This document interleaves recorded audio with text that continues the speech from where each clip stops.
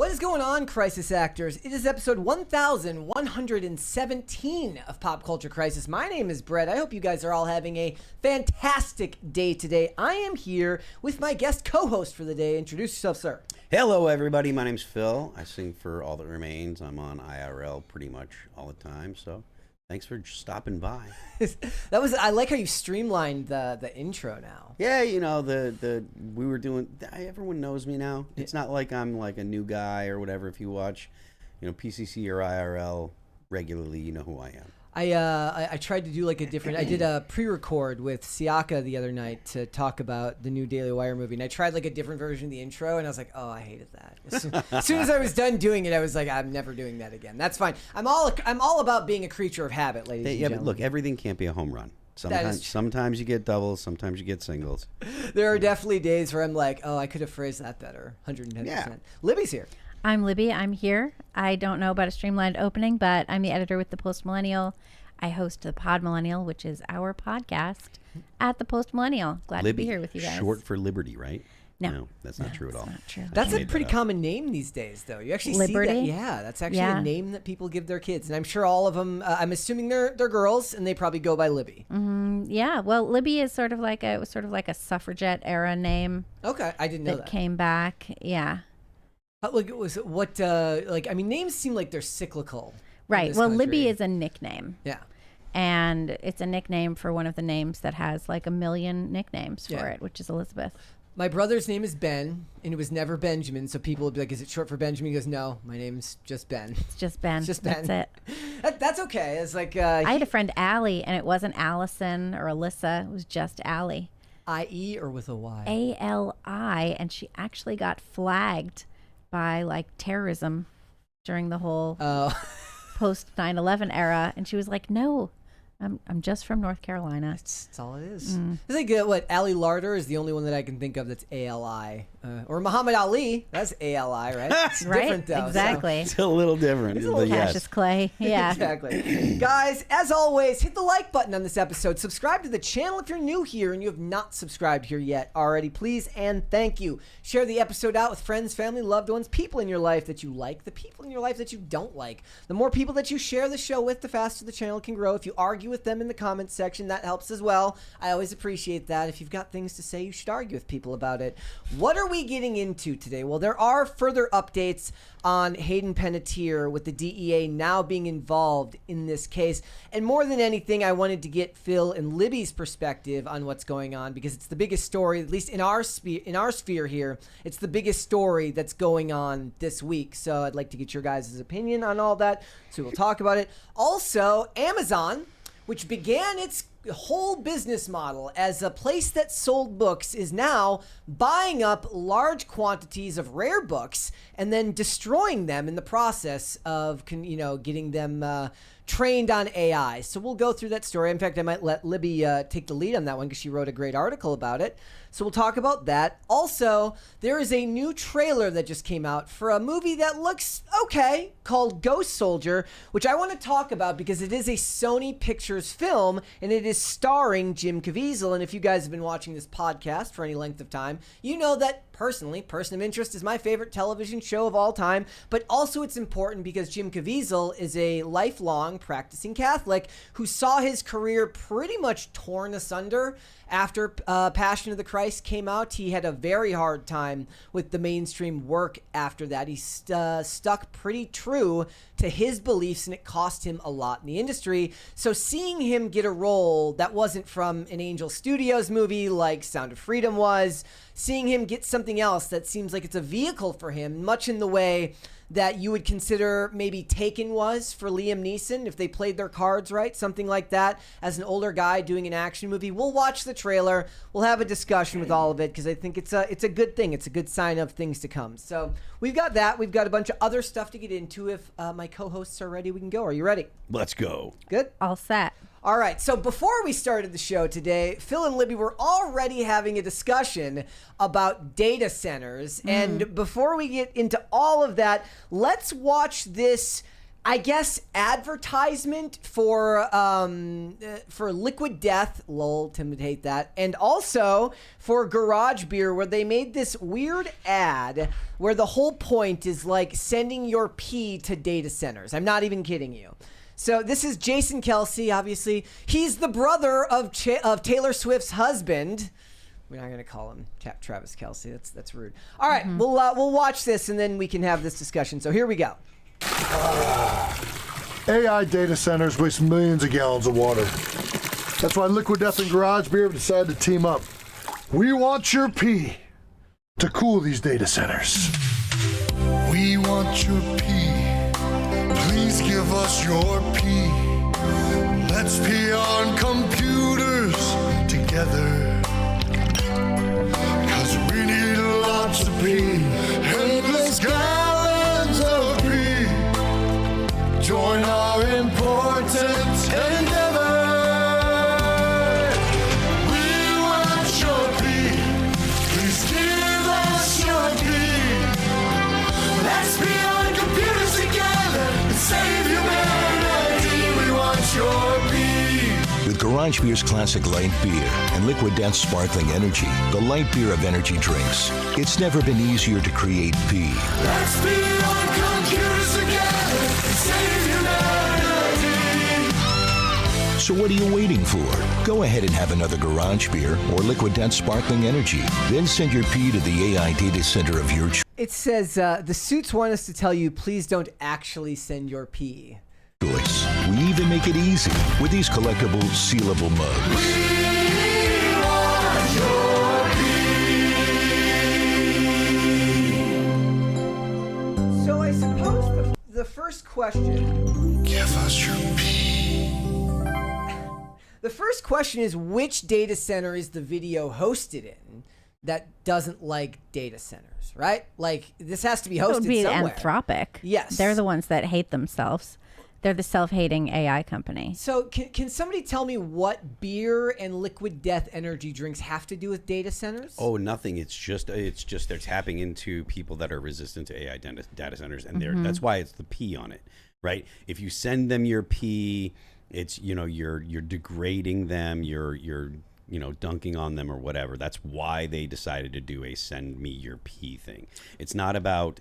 Obviously, it's not about helping the data center cool. It's like, oh, pee on these things, and they're tapping into people's concerns about data centers and stuff. Where did it come? Can somebody? I understand what the basic arguments are, and maybe you guys know more about this than me. But I've heard you guys talk about like the water, like the myth about the water and overusing water. I don't know whether any of that is true, but it feels like they have whoever started the propaganda campaign against data centers should get a raise. I mean, maybe, but so data centers don't waste water, right? Yeah. They use water to cool things. That means that it's evaporated, because that's literally the process of cooling things. You put water on it, the water evaporates and disperses heat.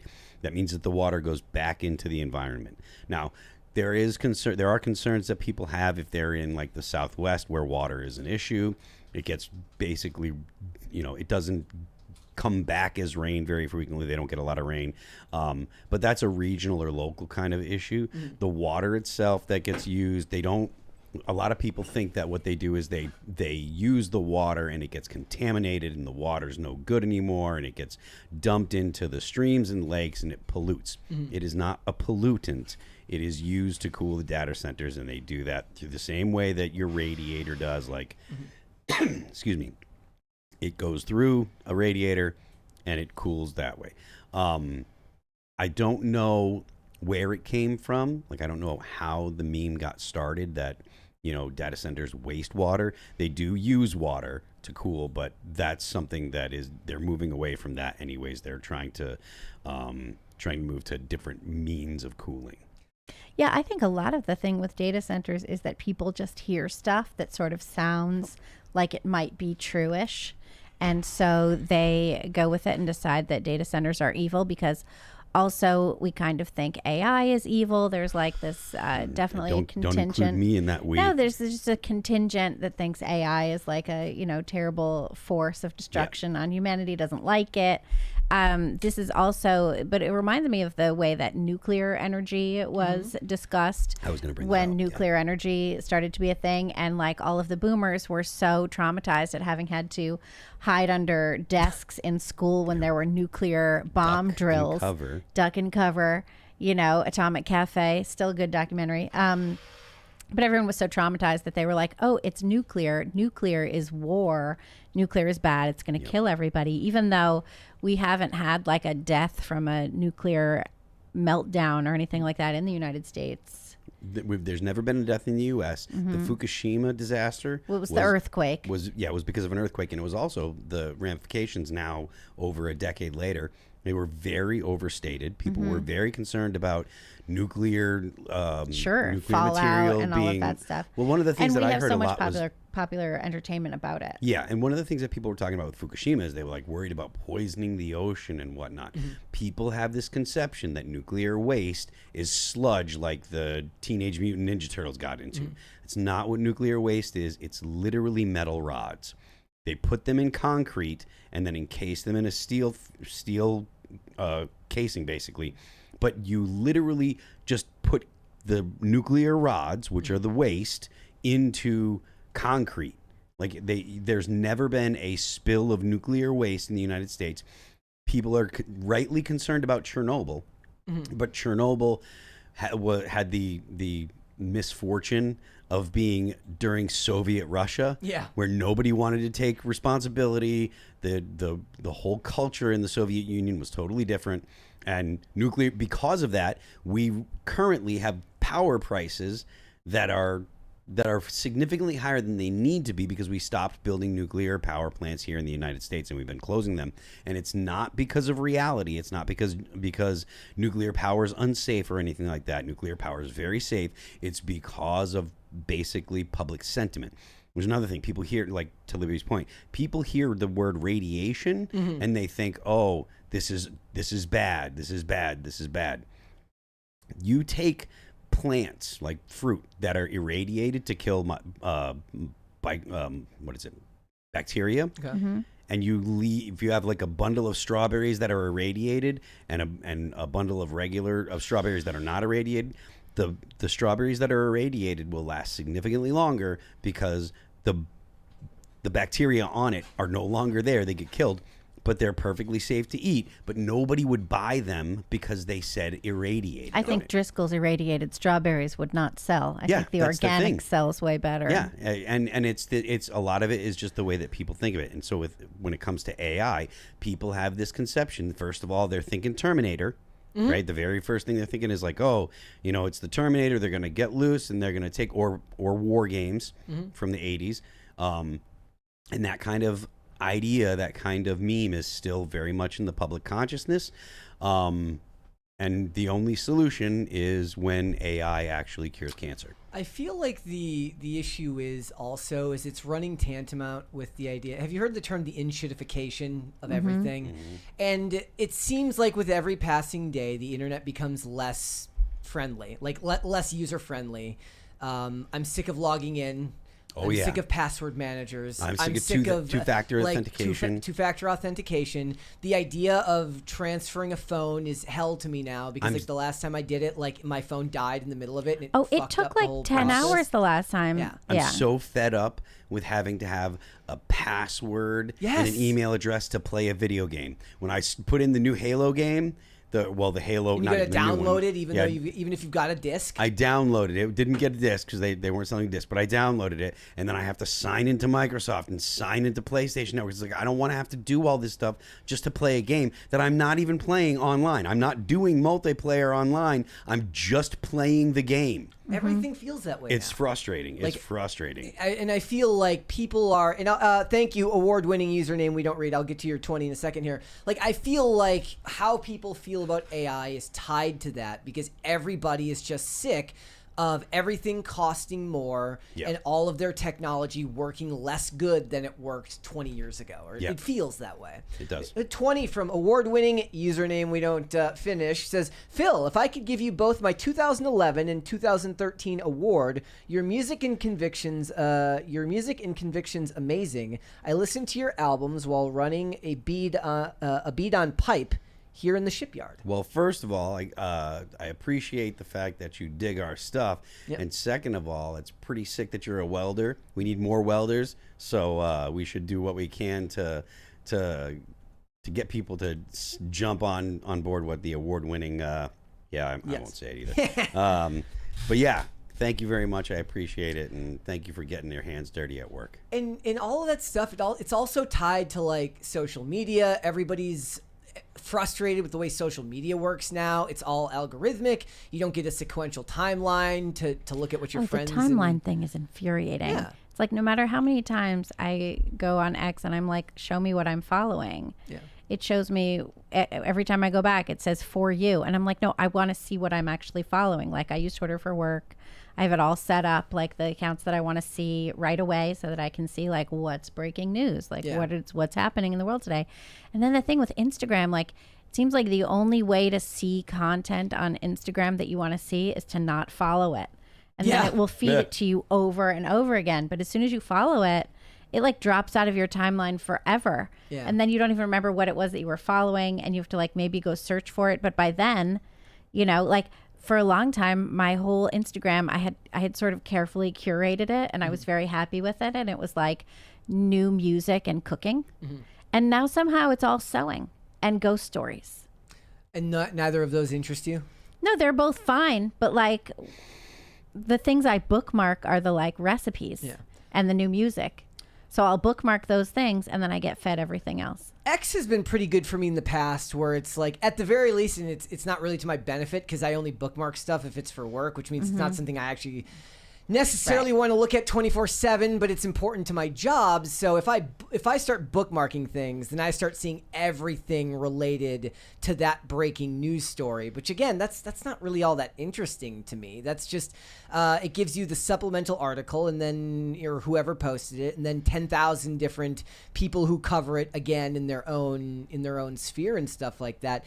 Instagram for me stays pretty neutral. It's mostly just skating, stuff like that, but I use Instagram far less these days than I did before because all of it just feels less good. And I guess that's kind of my point with everything, is like how people feel about data centers feels as tied to just the general frustration that the public has towards technology these days. Like even when I was setting my new phone up, I'm like, even the and it's an old, to be fair, I didn't buy like the newest model of phone. I never do that. But it's like even the thumbprint scanner wasn't working as well as the previous one did. Right. And I'm just getting annoyed with all of it. And I feel like people are just starting to, like, I see more and more articles from especially people younger generations than mine that are at least making an effort to go to a dumb phone because they're like, I don't want to have to deal with it anymore. Well, and there's so many times like you try and turn something off and it stays on. I've turned off on my Gmail for their AI to help me write my emails. I've turned it off over and over and over again, and I'll go look at it and it's off, but I'm still getting prompted. Do you want help to write your email? No, I can say that's fine, thanks, without assistance. But all of it is just really overwhelming, and it feels like you're being crushed by mediocrity, stupidity, and annoyance. And the part that I think people might discount this part. The part that makes it worse than all of that, like all of that's bad enough, you can't reach a human being to ask a question about anything. Like there is no way, because when you're going through tech problems, the last thing you want to do is have to deal with tech to deal with your tech problem. If you're a normie, right? If you're a tech person, that's one thing. But if you're just a regular everyday person and something's showing up that's not supposed to be there, the last thing you want to do is ask like an AI chatbot, you know, how can I, and they say, how can I help you? And then it just ends up sending you to a frequently asked questions page, which sends you to this, and it's all circular, and it doesn't feel like it benefits everyone. So this ad that we just watched is literally just a beer company that is trying to harness the frustration that people are having. Is there any other aspects of tech that have like been particularly frustrating for you guys? That ad for sure is a frustrating part of tech. Like, this is what we're being fed now. grown men peeing. At least the song. Why? At least they put some work into the song. You know, like I spend all this time trying to get my son to make sure to close the bathroom door. And this is what we get. That's Jason Kelce's thing. I don't have like I'm not very like technophobic or whatever you want to call it. Like I generally think that most technology has made most people's lives better. There are frustrating things and there are annoying things. Like I said, I don't like the fact that everything's tracked. That's why you have to log in to play a video game, even if you're just playing on your console at home and not online. I don't like the fact that everything is tracked and stuff. But generally, like, I'm very, very pro technology. I mean, I think I'm the only person here that has like an actual AI agent that I bought a computer for and that I use regularly. I let my car drive all the time. There are other people that have Teslas around here, and I don't think they use the full self-driving, or at least if they do, they don't use it as much as I do. What's the point then? I mean, I guess there's a point to it. But it's like, I mean, we brought the kid to the doctor this morning for a checkup, and I didn't drive. I plugged in the address and it did it, and then same thing on the way back, and so I'm very friendly to technology, and I legitimately do think that as many as there are, there are plenty of AI doomsayers around here. I really do think that that there's going to be some significant breakthroughs that AI is going to do in the next probably couple years that are going to change people's perception of AI. Well, what do you think that's the curing cancer part? Is that what you're Just yesterday, it was released that a cure or a vaccine for people that have melanoma to prevent it from coming back has reached human trials, the third one, and it was built with AI. But the thing is, it's two things that people that listen to this podcast and IRL and stuff just are allergic to. It was an mRNA vaccine, and it was AI designed. So right away, people are just like, oh, that's blah blah blah, that's evil, that's the devil, blah blah blah, whatever. But I think that attitude is going to quickly fade away, as these things as they're shown to be successful and they start being used a lot and people's lives are changed and made better. You think it'll be a generational thing? Like it'll be accepted more like by younger generations? Because I mean, definitely. I've seen like pushback against AI from younger generations, but that's usually tied to like the job market. It's not necessarily tied to like scientific advancement. I mean, it depends on who you're talking to. I think that the job market stuff matters. I think that the COVID stuff, it really kind of made people very, very skeptical of any kind of authority or any kind of establishment stuff, and that is essentially what people think of when they think of big pharma companies. I'm not anti-big pharma. I get that people don't like big pharma companies and stuff, but there's so many things that people take for granted that big pharma has provided, has done. Like so many drugs that are basically miracles, right?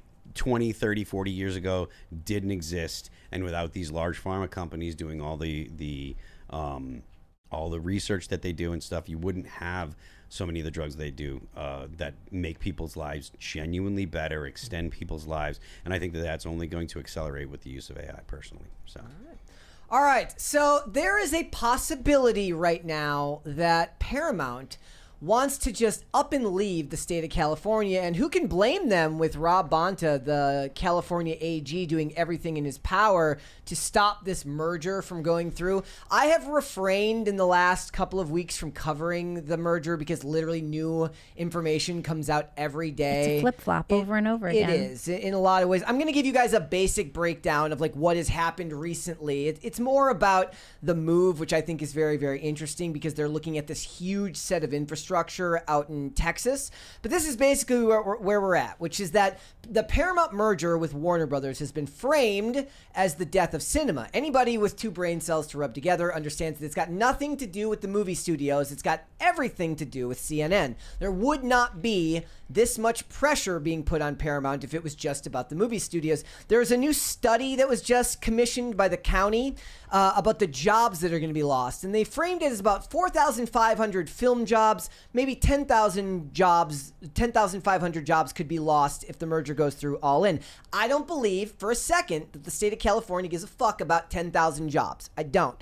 The real problem is the activists don't want somebody who's generically aligned with Donald Trump getting a hold of CNN, despite the fact that David Ellison has done everything in his power to, for the movie side of things, say we're going to try and release 30 movies a year, 15 from Paramount, 15 from Warner Brothers. Do I believe that they would be able to accomplish that with the amount of debt they're going to be in? That remains to be seen. But he wrote an op-ed in which he discussed the fact that he said, I voted for both parties and I would want CNN to run independently, but that doesn't matter. The activists in charge, whether it's Rob Bonta or the other 12 AGs who filed this antitrust lawsuit against them, basically want to prevent them from being sold. They would rather get sold to a third party, preferably somebody with their own political aspiration, with their own political views, maybe sell it to Tom Steyer or something like that. Right. But as of right now, he threatened to pull Paramount out of the state of California starting October 1st if the state refuses to come to the negotiating table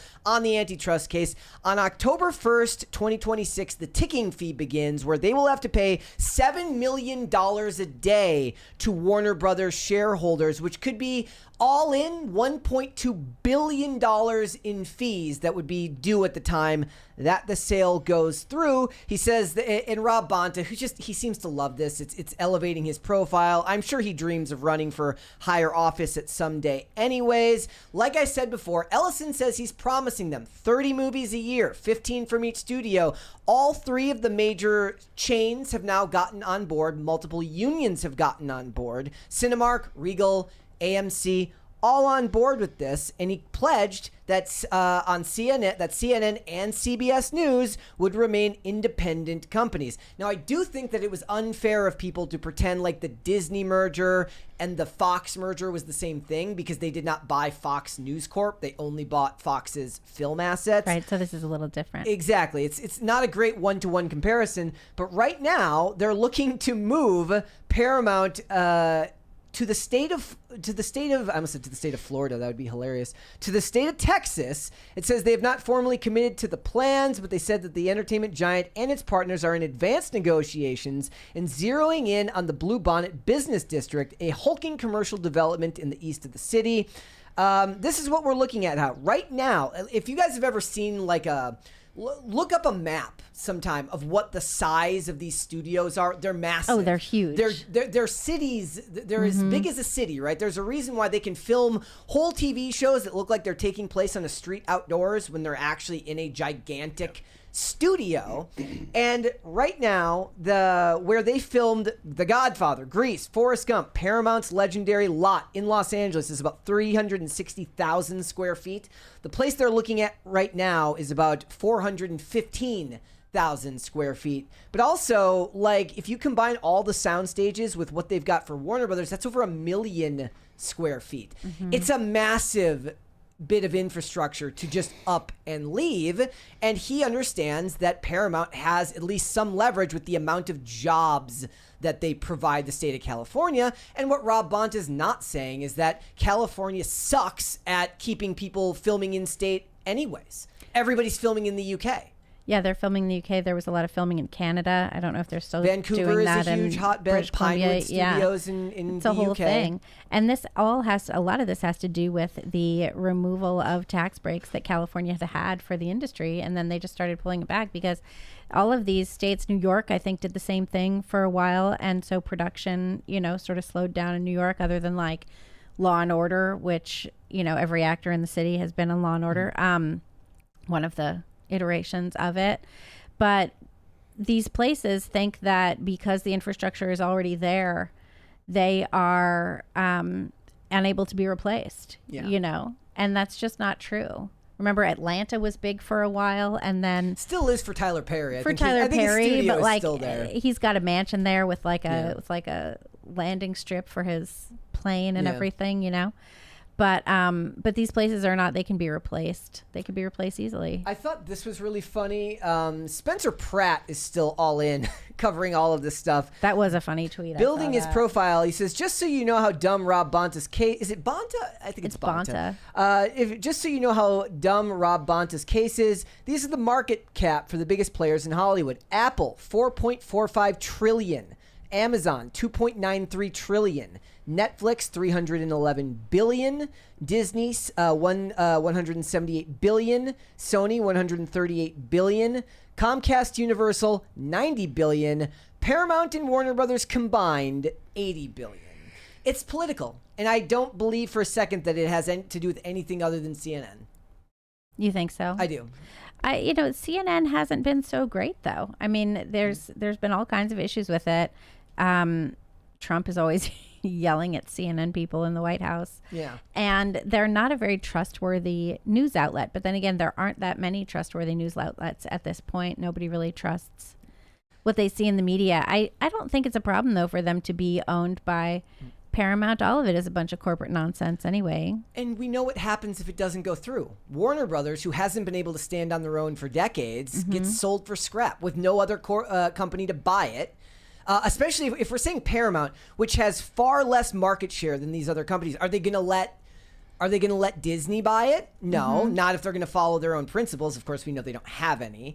Like there's no other company that can buy it that's already part of the industry, so it gets sold for scrap. And then CNN gets sold to somebody who's Democrat aligned, to a studio that's Democrat aligned. And then Disney buys Harry Potter, Universal buys some other these other franchises that they love from them. And that's the real problem is the idea of the merger doesn't give me the warm fuzzies. I think consolidation sucks. But we saw what happened with Spirit Airlines when they weren't allowed to be purchased by, JetBlue.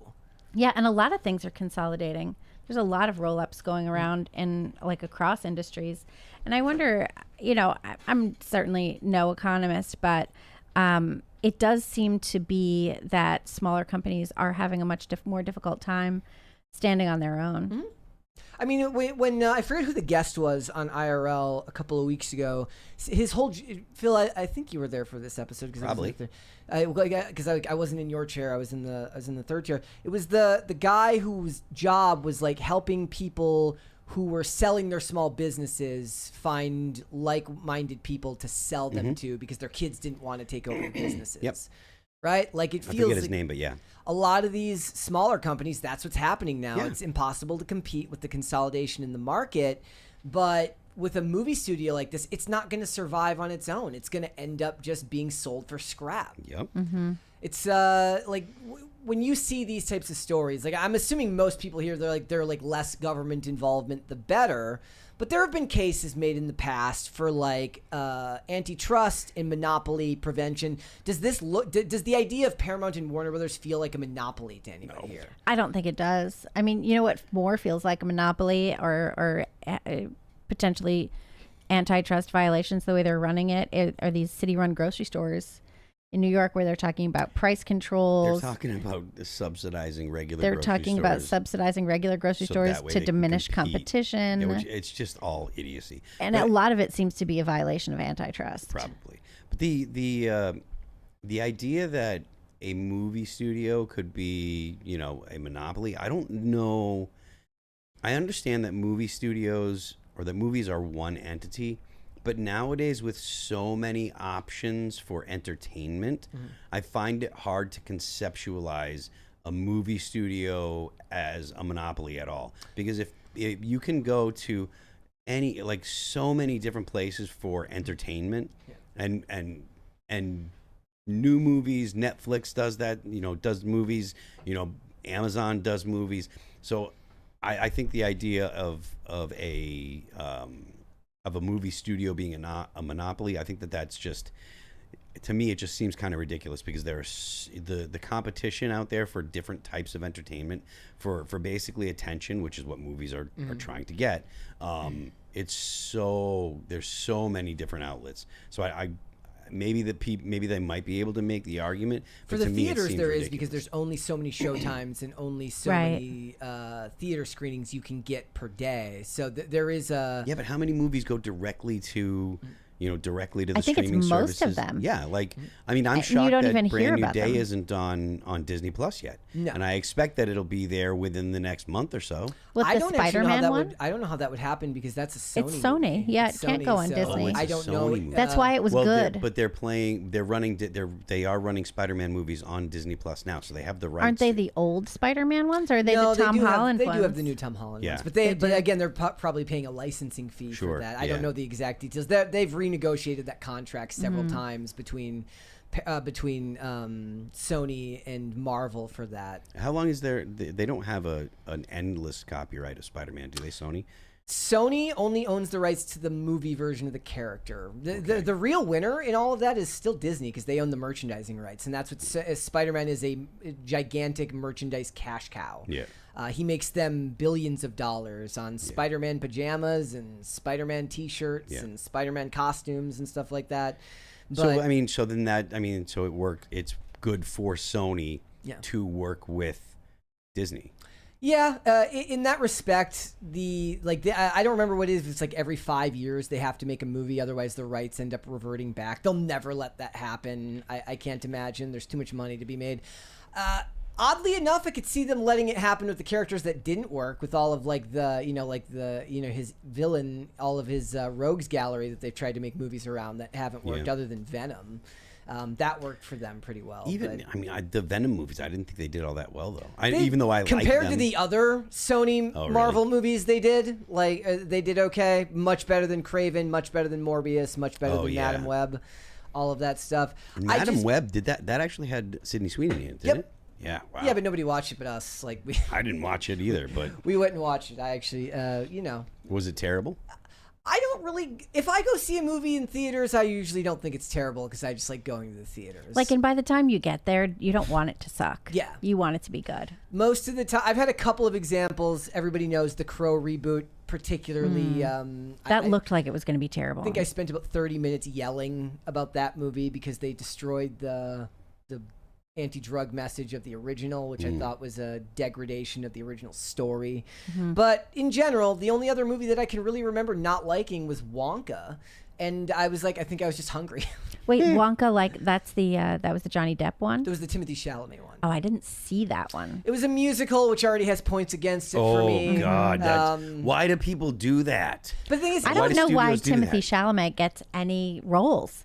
Everything I see him in, I'm like, this is terrible, and you are dumb looking. He was in Homeland for a minute, and I thought he was all right. yeah, there. he was real young. Really? Yeah, he was young, real yeah. young in that. Yeah, That he I was don't. I haven't liked him in anything. He in the show Royal Pains, both him and Ezra Miller show up in like the first season as like they're just like children Right. at that point.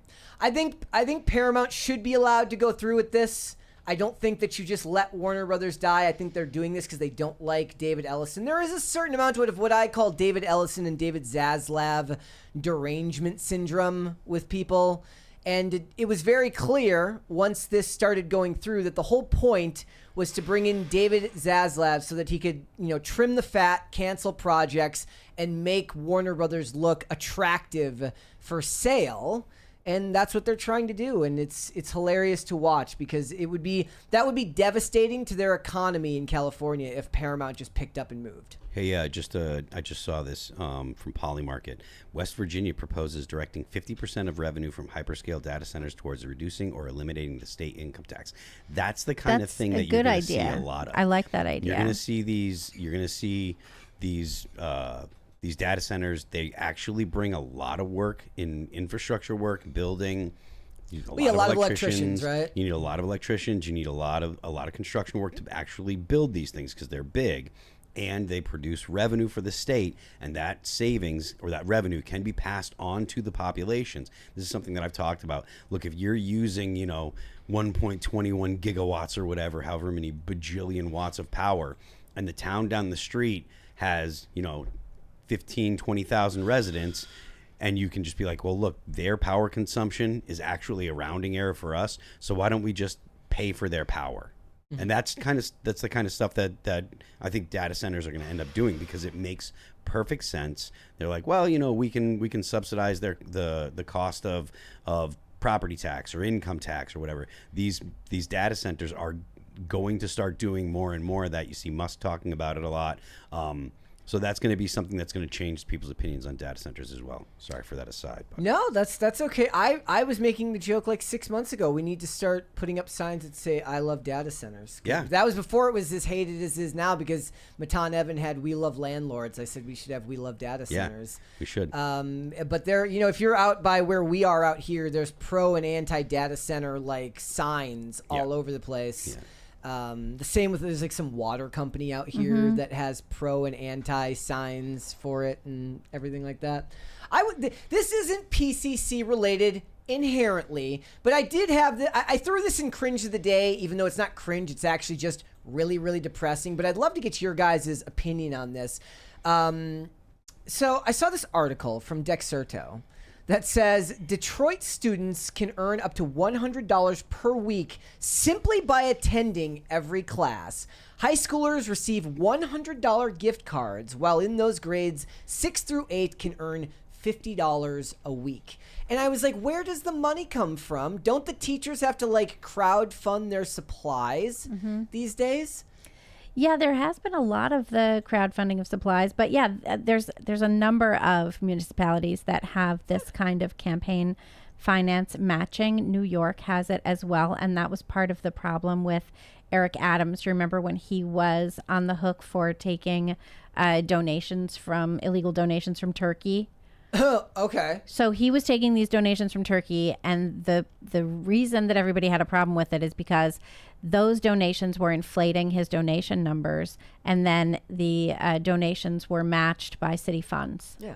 So this is part of the city matching of campaign funds is part of the whole campaign finance reform thing. Okay. So that people are able to use public funds instead of private funds, meaning if you are poor and you are running for office, you can get these matching funds and then not be beholden necessarily to special interests. Okay.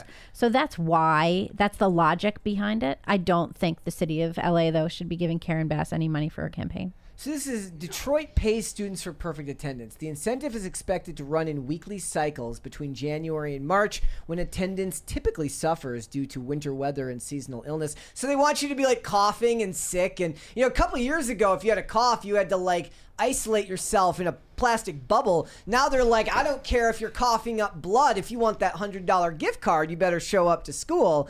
It says to qualify, students must attend every class during the 5-day cycle. Tardiness is permitted, but missing even one period means forfeiting the week's payment.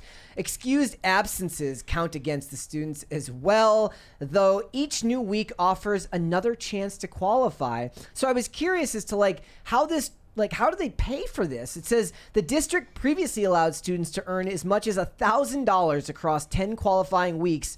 Quite a decent chunk of cash for just attending class. According to Chalkbeat Detroit, roughly 12,800 of the district's 15,247 high school students received at least one $100 gift card during the 2025-2026 program. Chronic absenteeism also dropped from 64% in 2023 to 54% by the end of April 2026. However, the superintendent acknowledged that the payments mostly reached students who already regularly attended class or were at risk of becoming chronically absent. So it says there's $13.9 million of the district's $1.1 billion budget. $1 billion for a random school district in Detroit has been allocated towards incentives for attendance. I don't know why I heard Karen Bass somewhere in No. I heard it somewhere. Yeah, that does seem ridiculous. Yeah. Kids shouldn't be paid to go to school. That's insane. I mean, I guess parents sometimes pay their kids to go to school. Which is fine. That's fine. But schools shouldn't. No. And I just, because this time of year, I always see the stuff about the teachers that are crowdfunding for supplies or talking. I was reading threads the other day about the tax write-offs that they can have, why it doesn't make sense for them to do it because they'd have to buy an obscene amount of supplies for it to even qualify beyond their regular deduction and stuff like that. And this is one of those battleground issues in politics, which is like the amount of money and how our public schools are run. And it just feels like we have fallen very, very far. And it is cringe as far as I'm concerned if you have to pay the kids to go. Well, there's also, in terms of what school districts are paying for, school districts are also paying for all of these online programs like IXL or iReady or Khan Academy or whatever these things are. Like, the school districts pay subscriptions for that. And then you have teachers complaining that their salaries are low. It's like, well, you guys are paying for the wrong stuff. And this would be another example of just paying for the wrong stuff. All right. Cue to the day, ladies and gentlemen. This one is from Cleric. It says Chippy and Peeps stalking the light. They do look very, very interested in the light that's up. That's cute. It's the sun up there, and they're very interested in that.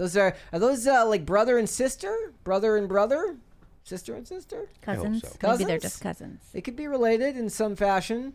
And then one more here from Nadia says, my stage 5 clinger. And that dog does look like it is. Yes. It needs to be close to you. Yes, dog needs some cuddles and some scritches. My cat has started just following me around the house, That's good. which is weird. That's well, Like it a wasn't little- before. How long have you had it? I guess she's going on 11 now, but I haven't had her the whole time. Okay, but it's a relatively new occurrence that the cat is like Past hanging couple out a lot. months. No, she's always been hanging. She just starts. She like literally follows me down the hall. She like follows me. Makes you feel loved. No, it makes me feel like I'm gonna fall down. Trip And over. I feel like she's gonna trip Yeah. me, and we're both gonna die. All right. Well, Yeah. be careful. You gotta be careful. You gotta It's get a less bell. cute. It's more creepy than cute. Yeah, you gotta get a bell Yeah, for the when cat. it's walking around. Right. Yep. All right. That won't be tormenting. Guys, so the biggest story that we have covered this week obviously has been the tragic passing of Hayden Panettiere. There is no official cause of death yet from the coroner. Of course, they're pending tox screen results for everything related to that.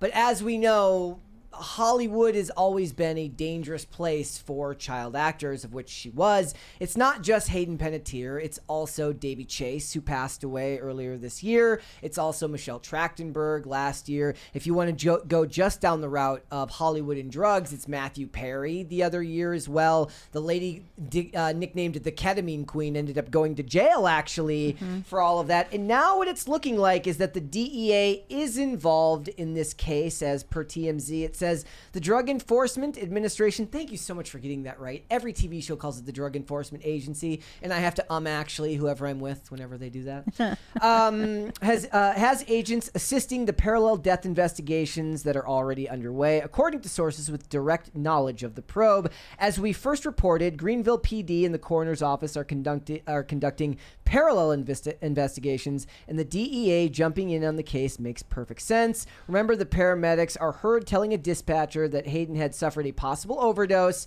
There was Narcan found at the scene. There was all sorts of disgusting disinformation going on related to Narcan with people who just don't know what it is. The other day that I was reading on X, that was really, really annoying me. But I guess more than anything, I wanted to get your guys' thoughts on this story, because I'm sure this is not something that would cover. But I mean, Phil, you know, working in the music industry, you know, deaths at an early age because of drugs, also very, very common. Yeah, I mean, I don't know. I don't know the details around her, obviously, her death. I've heard some stories about the attempted trafficking of her, where she was taken on a boat, and someone that she trusted brought her, you know, below deck to someone's bedroom. And Powerful, famous person. some dude. Powerful, famous British musician who people think they know the name of but won't say, because, again, you don't want to say it and then have it be wrong and get sued. Or even if it's right, without proof, you could still get sued. Yeah, allegedly it's someone that, you know, people are aware of. But I mean, I don't really have a whole lot. Was it Elton John? It was no. I know That who was it's a alleged joke. to be, but I think it's probably better if I don't say it, just because, like Brett was saying. Yep. But yeah, I mean, look, you know, if she was on some kind of drugs or whatever, that's awful. And look, just don't do drugs, man. Like, I know that, like, coming from me, a dude who's been in a band for 25 years, mercifully, I never got into any kind of narcotics or whatever. I used to drink too much, and I quit doing that for a reason, because it's bad for you, and it doesn't make anything in your life better. And, you know, I think that probably the same can be said for most drugs. Even, like, look, if you want to smoke pot or whatever, I get it. There's a lot of people that smoke weed. but does it really make your life better? You know, I mean, maybe it's recreational and fine, but like, just like it's so dangerous because of the things that can happen when you're inebriated, when you're under the influence. And even if you're using for recreation or whatever, it's like, look, man, things happen. And when it comes to life and death, there's no, like, if you die, that's it. There's no do-over. There's no whoops, I didn't mean that. It doesn't matter what you meant, or if you're driving and you get into an accident and someone else dies, like, you got to live with that. There's not a lot of upside. I know that there's a lot of people that are like, oh, it's fun, but there's not a lot of upside. So I can't speak for, Hayden Panettiere's, her actual specific situation. But I think that, if it is drug related, I think the best thing to say is, look, don't do drugs, man. Don't do it too much. It can grab a hold of you in a way that you would never think that it could, and it can rule your life, and it's hard to quit. So I'm going to play this video real quick. We can just listen to the audio here of the director of one of the last movies that she had worked on, talking about how her team was trying to get her actively into rehab, and they were trying to do an intervention of which they asked him to be involved with. This guy had a really good, well-rounded perspective on it, so I'm just going to play this for everybody. Refresh here. There we go. Yesterday I posted about my experience directing Hayden. Every outlet from Fox News to Inside Edition tried to get me on the phone, and I passed because the useful part of what I'm trying to say might not survive somebody else's edit, and I'd rather just tell you exactly why they're calling. When I think about this, it's not just a Hayden story, because I grew up on movie sets and I know a whole lot of child actors very well. And I understand what it does to somebody to be put in front of a camera before they're old enough to consent. And Hayden started acting when she was 11 months old. So I was rooting for Hayden to beat the addiction that she spoke about openly and publicly herself in her memoir. Producer or director, no matter how certain you are that an actor or crew member is in a bad situation, you don't have the proof or the benefit of the time to verify it. I mean, you can adjust the schedule, you can collect internal reporting, and you can assign a handler to make sure that that individual is being taken care of as best as they can. When we wrapped, however, I stayed in touch with her team, and what eventually got determined was that she might need an intervention, and I was asked to participate, and I said yes. And that intervention did not happen, at least not that I'm aware of, and I wasn't leading the charge on it, and it wouldn't have been appropriate for me. The media journalists are calling me about what they want to know is the man that Hayden brought with her. And all I know about that is what we observed and wrote down at the time that it happened. With her boyfriend, Brian Hickerson. I can also say that what's true is what's public record, and you can look it up yourself, because in 2021, he pleaded no contest to felony counts of injuring a spouse, which was Hayden, and there's other counts that were dismissed, and he served time in jail, and he was on probation, and she had a restraining order against him the year before, and then 3 days before she died, a judge denied his motion to have the felony convictions reduced. Hayden's mom, Leslie, said that there was someone who had been trying to get out of her life for a long time, and that he was with her the day that she died. The coroner has not ruled a cause or a manner of death. The police have said their investigation showed no indication of foul play, and no one has accused that man of anything in connection with her death. That's not true. The internet has accused him of plenty. The internet sure has, yes, yeah. Absolutely. I wasn't in South Carolina. I don't know what happened. But what I will say is my opinion, and it's only about what I saw on my own set. Somebody fighting to stay sober who deserved better company around them than what I observed. Hollywood has an extremely sad history of stars not getting the help that they deserve, and our business has no fix for that, so our observations, they just get written down and thrown into a production report. And then a year later, you're just reading the news. So I was very lucky to work with Hayden. I wish he was still here. If you're watching somebody who needs help, I have links and resources in the description.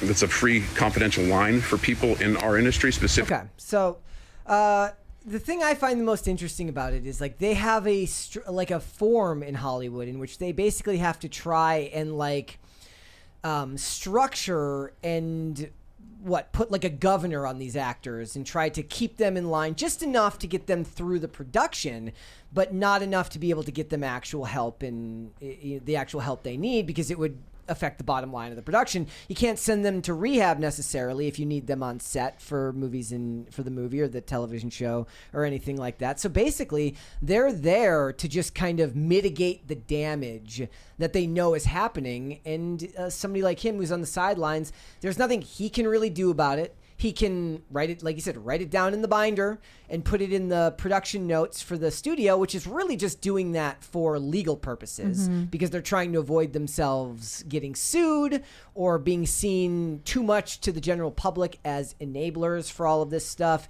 And these actors, it's not like they're all independent contractors when they do these projects anyways.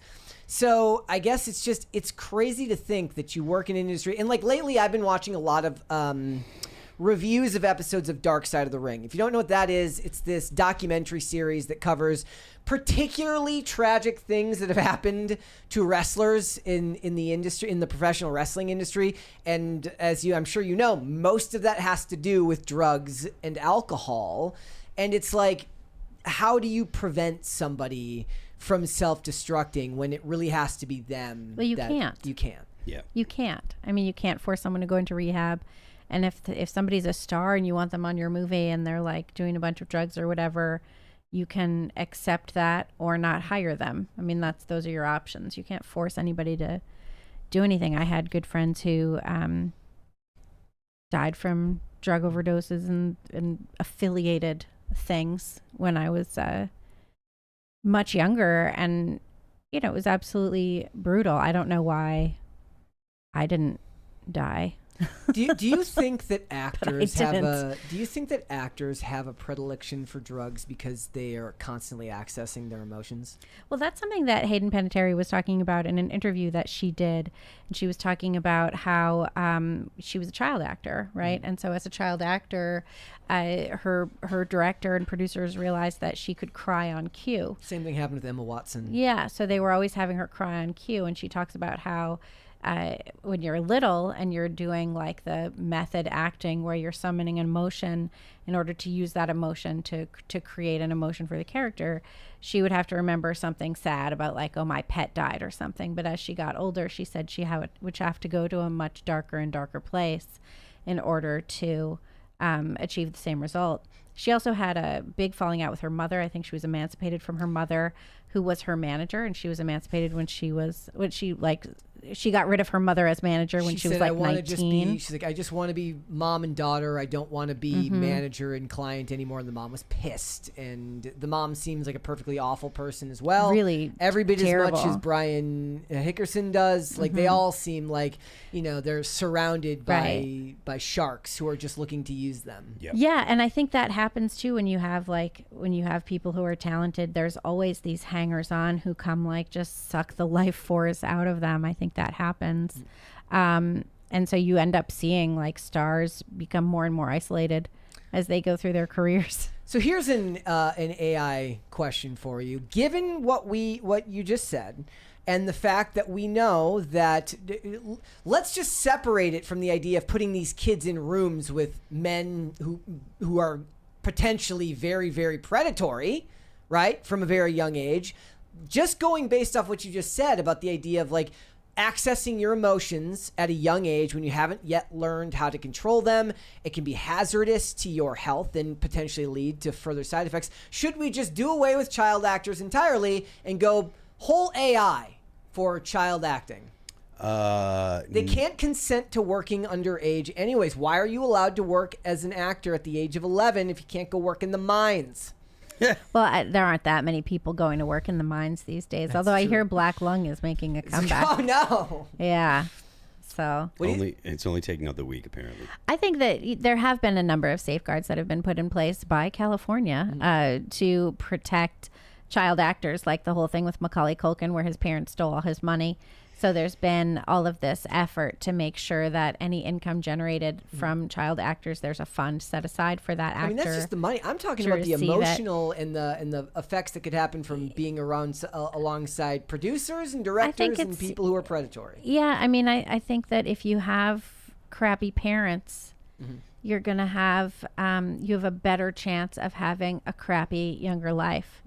So you know, but I mean, you have kids who are like, I want to be on stage. I want to dance. You know, I had, there were girls in my middle school. There was one specific girl at Hanover Junior High, and she was in the Nutcracker. And it was like a whole big deal. She came to school with like the curlers in her hair, and then she'd get picked up special so she could like go to the show and be performing in the ballet. But I don't think we should replace child actors with AI. I think parents should be better, you know, and lots of parents get that opportunity. And it'll be like, I remember when my son was little, and it was like, oh, he's so cute. You know, you should bring him and we'll do this. And I was like, you know, me and his dad, we were like, we're not doing that. Yeah. Yeah. We're just going to take him to the park. Yeah. Yeah. Not the audition. People are not going to get better. There will be no getting better at all. Well, what do you mean? People are people, right? People have been the same basically for 25,000 years or something like that. People that say, oh, we need to evolve, et cetera, et cetera. Like, look, evolution is not like learning something.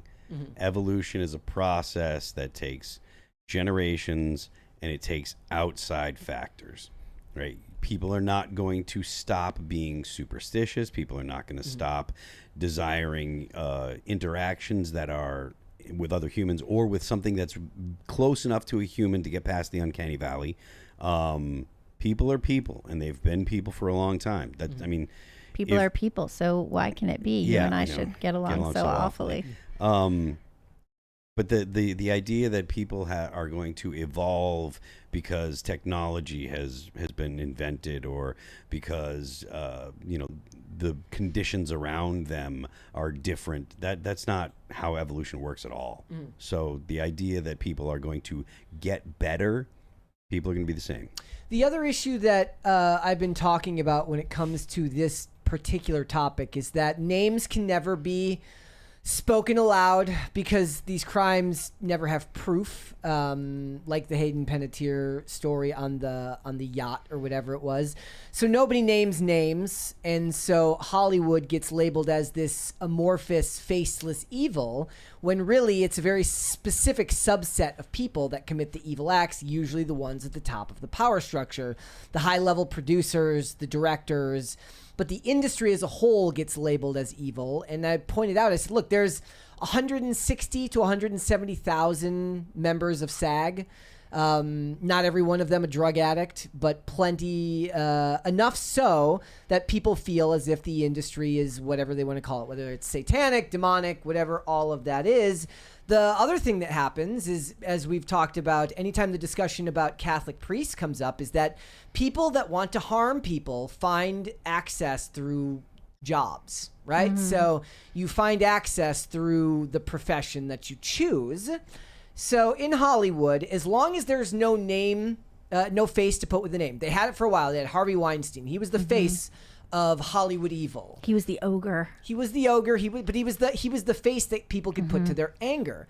Now you still see endless stories from celebrities, not just the Hayden Panettieres, but the Charlize Therons, the various actors who have said somebody did something, but I can't name them. And then everybody gets the predictable pattern. They say, well, unless you're going to name them, don't even bother. That was the whole Eliza Blue thing. Yes. Yeah.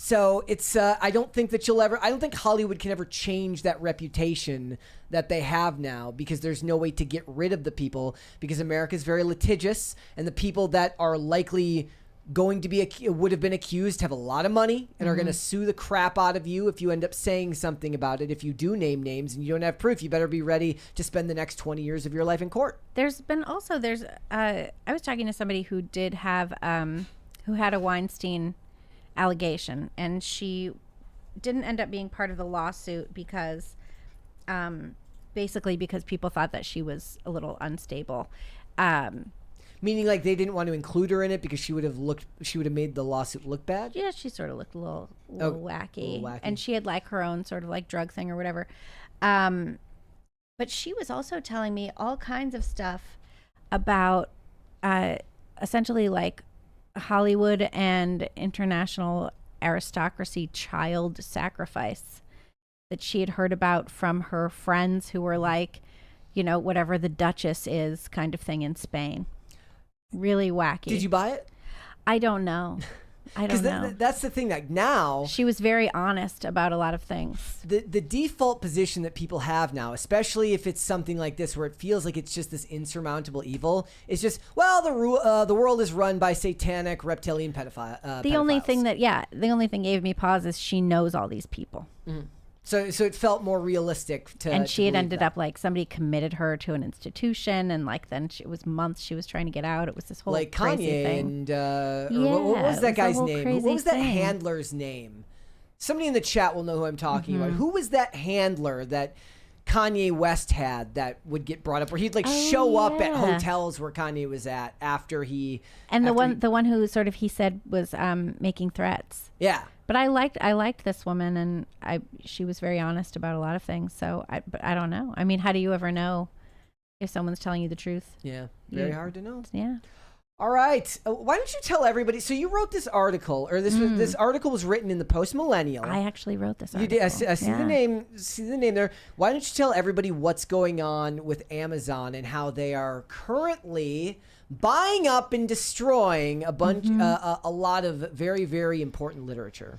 Yeah, so this was pretty interesting story. 404 Media talked to a bookseller who was selling books in bulk on Biblio and convinced this bookseller to put an Apple AirTag in one of the books so that they could track it and see where it went. And it ended up at a Amazon facility in Las Vegas called, do you have it up there? Yeah, it's up there. VGT3. Yeah. And they track this book to VGT3, and VGT3 collects a bunch of books, rips the binding off, and then scans them to feed to AI to train its model both on content information and, style and, writing, how to, and all of that stuff.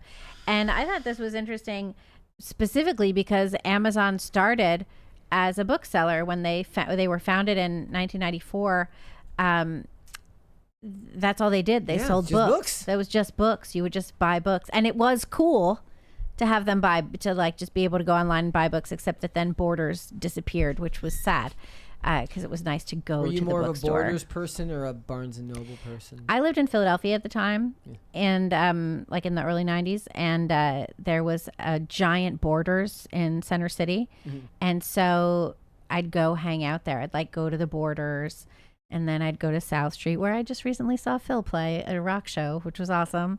And I'd go to the Record Exchange, and I'd go to the diner and get Jolt Cola, and I'd pour sugar in it, because that was my jam.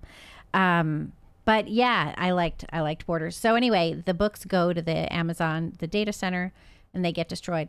Now, the books get destroyed, and some authors brought a suit recently against, I think it was Anthropic, about this very same thing. And they were saying, hey, this is violation of copyright. It's copyright infringement.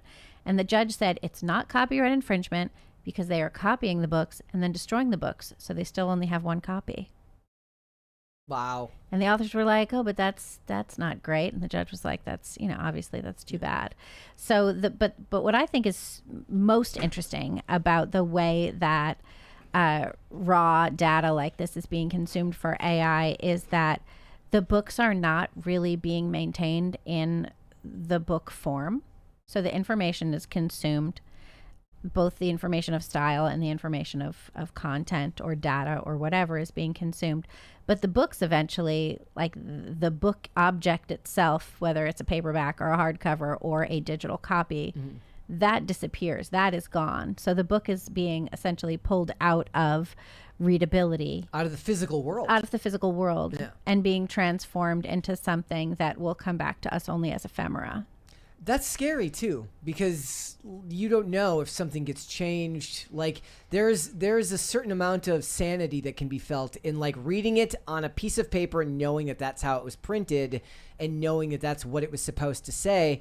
As more and more people go through, whether it's because they don't know how to prompt, which happens all the time as well. A lot of people, they don't know how to prompt their AI very well, but they find mistakes all the time. So, and of course, you're not going to really know because you're not asking the AI to read the book back to you. It's just being used as a training tool. But it's scary to people to see it is, something and like this it's destroyed. also it's certainly AI has its flaws when it comes to delivering information. Like there was this story, Jason Arday, the Cambridge professor accused of plagiarism, who then apparently he resigned from Cambridge and then seems to have taken his own life. Yeah. The man who brought the existing plagiarism allegations, because they were already out there in the world, and he brought them more publicly on a Substack, Nathan Confess. He had previously worked at Cambridge, then he went to Ghent University, which I guess is in Belgium, and he was just suspended today over allegations of discrimination because he allegedly targeted Arday, even though all he did was bring up these plagiarism allegations. And the person who suspended Confess is Petra de Sutton. Petra de Sutton was the first trans deputy prime minister of Belgium, who last year had to give up an honorary PhD because he's a male, his speech was written with AI and had a fake quote from Albert Einstein. I remember that. Yeah. So that was actually just from today. All this came out about Confess, but of course the allegations from about de Sutton were already available. But yeah, so that's the thing I think is the most interesting is we're taking the physical copies of these books and getting rid of them. And it reminds me of, if anyone's interested, Jorge Luis Borges, an Argentine writer who wrote in English, wrote a short story called The Library of Babel. And he only wrote short stories. Like, you're never going to find a 300-page Borges novel. Like, all the stories are, you can sit down, have a cup of coffee and read this story and walk away and like think about it for the next 20 years of your life. Fascinating. But in The Library of Babel, in the story exists every conceivable copy of every book ever written in every conceivable formation. So there's a book that's all just the letter A for 500 pages. Yeah. There's a book that's all that's like exactly the Bible, but with 2 missing letters or changed letters. And I imagine when I think of these AI centers where the knowledge and information is captured to feed the large language models, I think of it as it is the Library of Babel. Everything exists and at once is impossible to find. It's weird too, because they basically said that they destroyed the books because it was cheaper to do it that way rather than to preserve them. I feel like the best thing they could do would be, and this will be somebody's critique of capitalism, which is that maybe the $1 trillion business should preserve the written literature in their process of training their AI. It's bad PR for people who are already on the fence about these technologies. Well, and Anthropic said that in a lawsuit from, I think it was 2024.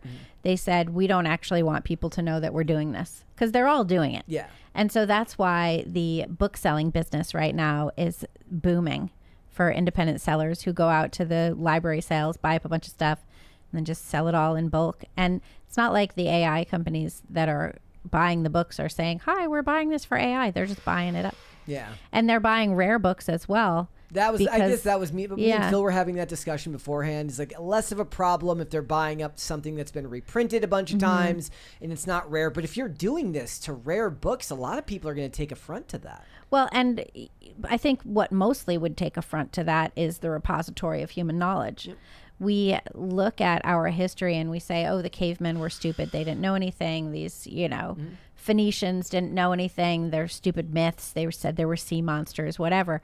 But I think when we destroy the written word, what we are actually destroying is the history of experience of humanity, of our ancestors trying to explain to us their understanding of the natural world, their understanding of relationships, and everything that makes us human. And so I do think that the judge would have been better off to say, you can copy the text, but you should create a new library where all of these things you are capturing go, put a binding back on it or something like that. It's the same discussion that gets had when people talk about the way that shows and movies have been digitized to streaming and they start censoring stuff that goes against public sensibilities in the year 2026, right?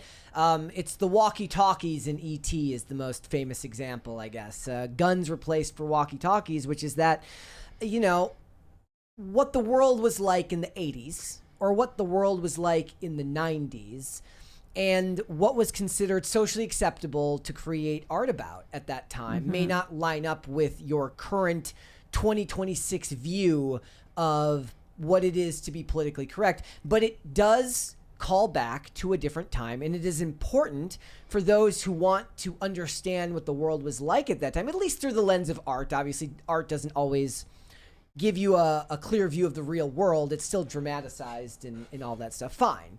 But it's important. It's important to understand what the artists felt. Well, there in was that such time an interesting thing recently. I was watching an old episode of Family Ties because I was writing about something, and it occurred to me that this was relevant, so I went to check it out.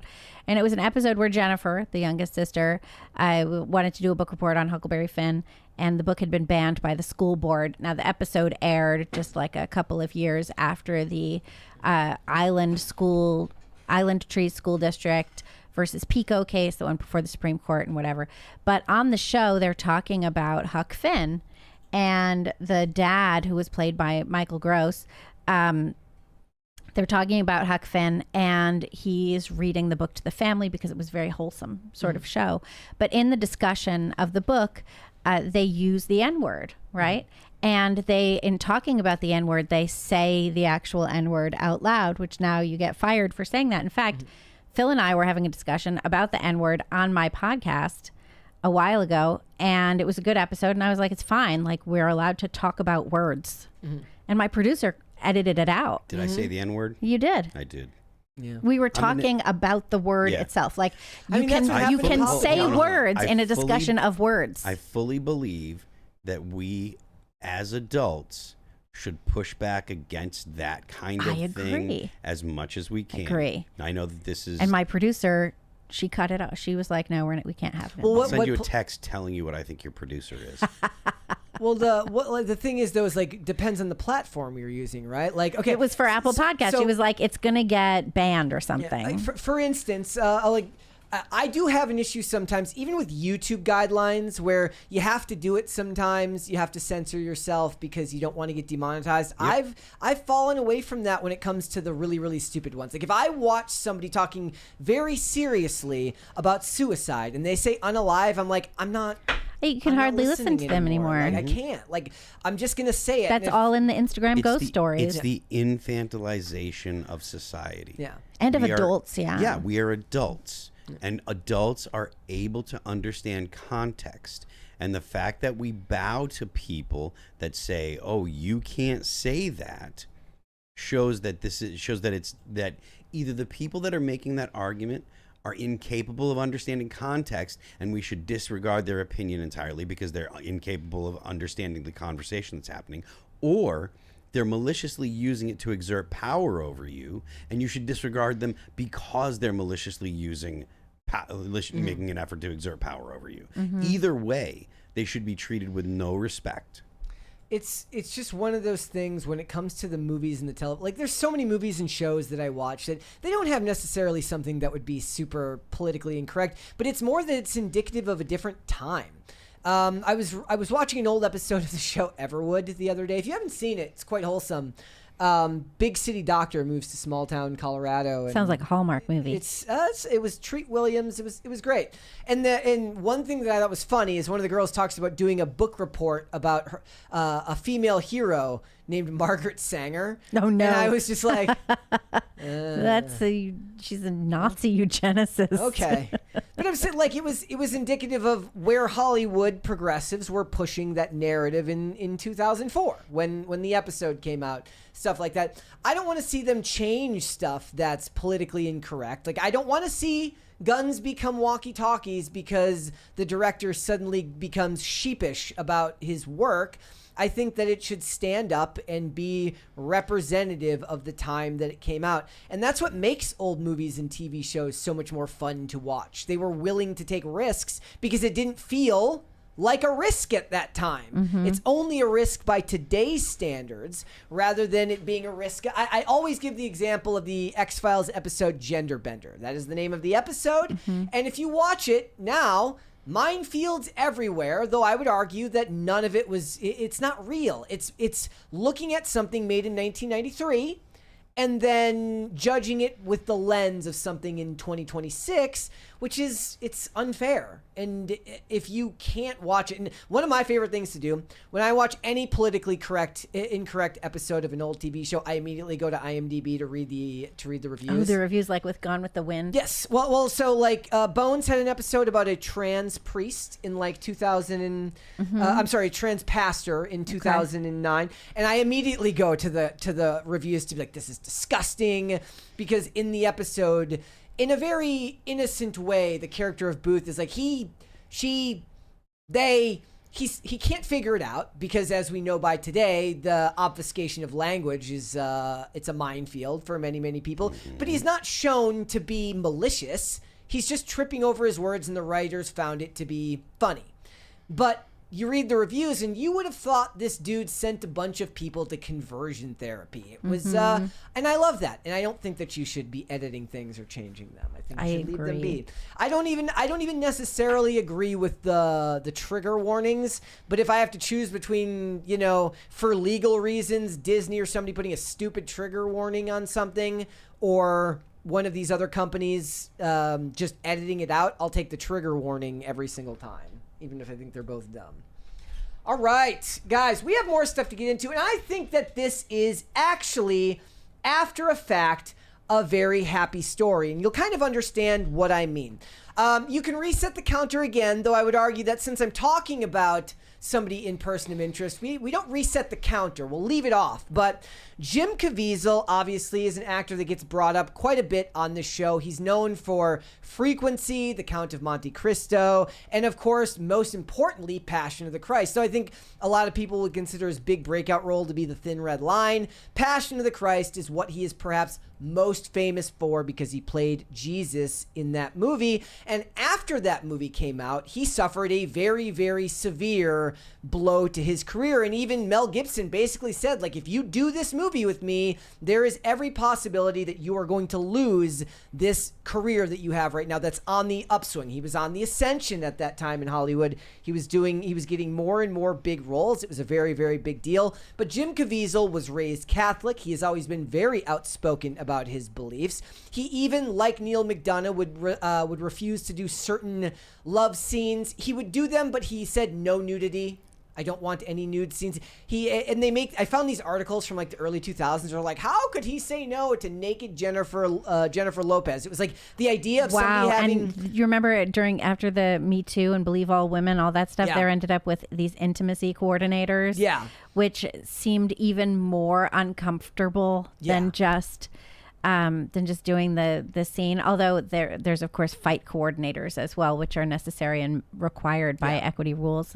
So the reason I bring this up is because Jim Caviezel has a new movie coming out called Ghost Soldier, and at the end of this video we'll watch that trailer. I think it's personally a lot of fun. You guys can make your judgments up for yourself after you watch it, but I think it's important because the thing Jim Caviezel is most known for these days is Sound of Freedom, which of course got slandered as a QAnon movie, despite the fact that it was not a QAnon movie. It was a movie about Tim Ballard and human trafficking and all of that stuff. But the entirety of Hollywood's media industrial complex came down on this film, which made no sense whatsoever and felt like a coordinated effort from them. And it was. And weirdly enough, it ended up working in their favor. And the movie made a crap ton of money at the box office and really did launch Angel Studios into the mainstream narrative. Of course, they screwed it all up with Animal Farm this year, but they also had another big hit with Young Washington, which did very well in its weekend release over the 4th of July. But I just want to play, I'm going to show you a couple of these things here so we can kind of get an understanding of who he was, who Jim Caviezel is as a person, because he is somebody who has been outspoken about his Catholic beliefs for a long time, and it cost him. He goes into detail and he talks about how he came to be in Passion of the Christ. It says, Caviezel met with Gibson in Malibu. After more than 3 hours of conversation, Gibson brought up the role of Jesus, which Caviezel accepted. The following day, Gibson called Caviezel to ask if he was sure that he wanted the role and told him that he may never work again if he accepted it. Caviezel responded, each one of us has our own cross to carry. We either pick it up and carry it, or we get crushed under the weight of it. During the conversation, Caviezel told Gibson that he realized that he was 33 years old and his initials were JC, to which Gibson responded, "You're freaking me out, man." And he has spoken at length that at the age of 19, he believes that God spoke to him and said that your calling in life is to be an actor and to change lives through, performance. That's a lot of conviction to have in an industry with the amount of money that Hollywood has and can pay you, and to lose opportunities when, to a secular industry because you believe what you believe. He's also famous for, he had a friend who was pro-choice. He, of course, is pro-life. And his friend did the thing. He said, well, if you're so pro-life, why don't you adopt 3 kids from China? To which he did. And the guy said, if you adopt the 3 kids, I will change my stance to pro-life. He adopted the 3 children. He loves him and his wife love those children. I think they've been married since the 90s. That person did not change their beliefs. Really? Shockingly enough. Of course right? not. Of course not. Why did he adopt them from China? Because I don't know if it was China specifically, or he said, adopt underprivileged kids from another country, whatever that may be. The point was, adopt 3 children, because that's always the argument they make, right? Right. Beyond that, he talks about how he refused to do a love scene with Ashley Judd and threatened to walk out unless director Carl Franklin, put it up there, shot the scene for high crimes with both parties wearing clothes. He says, I told Carl, it's no problem. I don't have to do this movie. Go ahead and find someone else. I see our culture as not respecting people too much, treating people like objects. There are times where sex is appropriate, but I've yet to see butts and breasts act themselves out of a scene. It's not the first time Caviezel has refused to get naked for scenes with his co-stars. He refused to film a love scene with Jennifer Lopez in Angel Eyes because she was topless, and asked the female star alongside him in The Count of Monte Cristo to please cover up, because he wants to respect his wife. And I said the same thing about Neil McDonough. He lost a lot of opportunities in Hollywood as well because he wouldn't do romantic scenes with his partners. Because it would be, he believes that it's a disservice to his wife. Now, the reason I bring this up is because after all of that, Jim Caviezel's career did take a huge dive. There were articles that have been written about it for the last 5 to 6 years, especially starting during COVID and onwards. And they started to dry up. He had a couple of movies that came out after Passion of the Christ because they had already been filmed. But after that, he was doing a lot of faith-based stuff and small budget stuff. Then, of course, he got Person of Interest in 2011. 2016, it's done. The first Trump administration comes out. He's very, very outspoken Catholic conservative. And the role is, of course, drying up. That's why this trailer matters, because this is coming from a major Hollywood studio.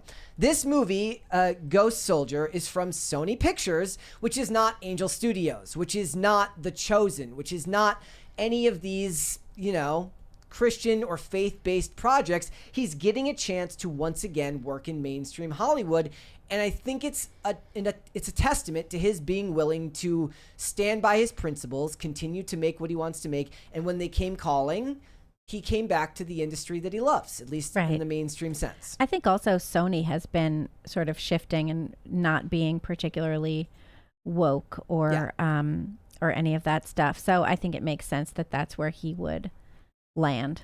It makes sense to me. And I'm going to play this trailer for you guys. I have my critiques of it, but I think it looks like a lot of fun. So here we go, guys. They sued, or they made Trump take it off of a campaign thing. Really? Yeah, they really did not like it. It's funny that they used it for this. If I'm being perfectly honest, it has a January movie feel to me, which is to say that that's where the movies that aren't necessarily going to take a major slot end up going. But that's not really the point here. The point here is that he's able to once again work, within the mainstream industry. And look, there have been hits that people didn't think were going to be hits, like Taken, which relaunched Liam Neeson as an action star, which it's its own genre of movie to be an older guy. They're always special forces vets, or they were always in the CIA. Jason Statham has made a whole career off this. He's got a new movie coming out this weekend called Mutiny. And I think it's important because sticking by your beliefs in an industry like Hollywood is just not an easy thing to do. Yeah, I mean, it's good that he's been so true to his convictions, and it's good to see that he's got a major I mean, I guess this is a major release, right? It looks mid-budget to me. Like, it looks fine. Like, it definitely doesn't look low budget to me, but it's like usually when a trailer is that long, it's a bad sign. Right, because there's too much of the movie in it. Yes. The comments on the trailer were like, I feel like I watched the entire movie. That is usually a downside to stuff like this, but I like that it was a blend of sci-fi. Obviously, I would love a cloak that a literal invisibility cloak. That would be in fun. There. That would be fun. I think if they really wanted to make it timely, then the evil corporations that were coming for the land were coming for it to build an AI data center. Actually, if they want to make it really timely, they'd make the invisibility cloak actually prevent you from being identified by thermal. Yeah, that would be good too. Just look at Ukraine, and you'll see that the thermal cutting edge is being able to hide from thermal. Being able to hide from like people looking at you, camouflage does a really, really, really good job of that if you're outdoors. Being able to hide from thermal is almost impossible. So that's what they should have worked on in the script or something like that. done. There was a lot of actors in there that I recognized. That's the other reason I recognized Robert Knepper. I recognized Shea Wiggum. I recognized Carlos Gomez, and I recognized Garrett Dillahunt. So working with people that are not simply no-name actors, and it's fun, and I want to see more movies like that. There's a whole industry for this type of stuff right now. Libby earlier mentioned Jack Reacher. I'm actually still a huge fan of the Tom Cruise Jack Reacher movie. I don't care what anybody says, and I don't care if he doesn't look like the character. Do people hate it? They don't like that one. Why? Because he doesn't look anything like... He's like a foot and a half shorter than the character is supposed to be, and he doesn't really embody the character. That's like when Mark Wahlberg was Spencer for Hire. Yes. Which I love the original Spencer for Hire. I was pointing out that that movie, the 2012 Jack Reacher, is my go-to watch on a plane movie. Every time I fly. I like it. I actually only just started watching Tom Cruise movies, oddly. There you go. And so I was like, I have like Paramount. I have Paramount because of Star Trek. Yeah. You know. And so I was like, oh, are there Tom Cruise movies on? There's a lot on there. Yeah, Days and of I was Thunder's like, on there. Jack Reacher. I thought that was the guy from The Office. Yeah. Okay, so No, I watched it. That's Jack Ryan. Oh, whatever. See, I don't know. But anyway, I thought it was a good movie. I liked it. Yep. And then I watched the second one, I guess. I only watched the second one like once or twice, but I loved I only the first watched, one. I only watched it. The first once, one had Jai Courtney when they were trying to make Jai Courtney a thing in Hollywood. They really wanted you to like Jai Courtney, and nobody did. Yeah. He's much better as a bad. He's good in that movie because he's playing a bad guy. He's better as a bad guy than he is as a good guy. I heard his dialogue in that movie got cut down severely because he couldn't do the American accent very well. Oh, really? Which is weird because normally you hear about all the British actors who are so Tom good. Holland. Tom It's Holland. amazing. I didn't believe Tom. Like they were like, oh, Tom Holland's British. I was like, no, he isn't. I would be willing to bet that like half the people you see in movies and television shows that you don't realize it are probably from the UK. That used to always be In the case. Australia. It was Canadian. That Yep. was always, they were always Canadian actors. Well, that's also because they filmed so much stuff in Vancouver. So like, But even before, Dan Aykroyd, all those is he guys. Canadian? Yeah. I mean, like the Canadian accents, like accents in general, feel like they're disappearing because of social media. Anyways, like we're entering some weird homogenized generic American accent now. Like people had commented in the chat before that I don't sound like certain words sound Minnesotan, but not a whole ton of them. My dad sounds very Minnesotan compared to me. I don't sound like, you don't either. You don't sound like you're from New England. No, well, it's the Western Mass part. So that's what it is. What would it sound like? Kaz. Like Boston. Yeah, Boston. I used to have a very thick Boston accent, so that when I moved from the Boston area to Philadelphia, I was like mercilessly tormented. Yeah, the Boston accent, which is actually it started because people were imitating the English with the way that the proper English had the accent. But if you I saw a video on this, YouTube video on this, it's most likely that the English accent is newer than like your standard normal American accent. So the way that I speak is probably the way that like people spoke mostly in the late 1700s and such, that the English spoke this way.